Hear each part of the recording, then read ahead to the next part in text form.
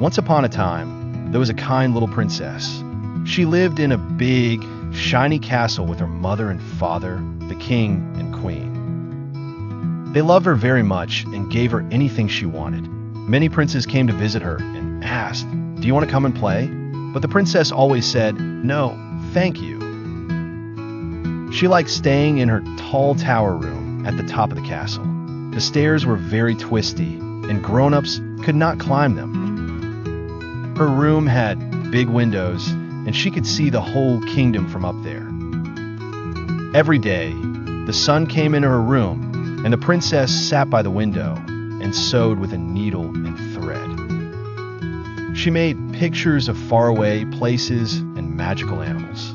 Sometimes her parents asked, "Why don't you play with other children?" The princess smiled and said, "I am happy here, sewing." From her window, she watched the sun and moon and saw the leaves change in each season. Birds came to her windowsill and sang songs.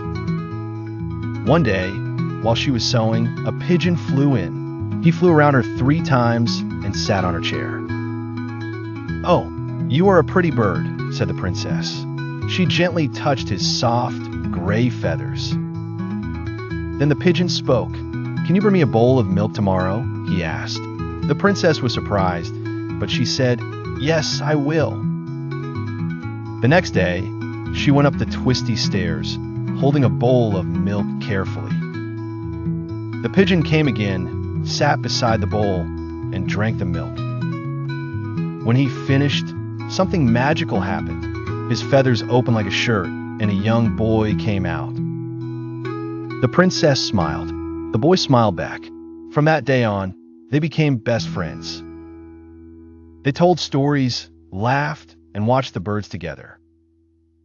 The princess was never lonely again.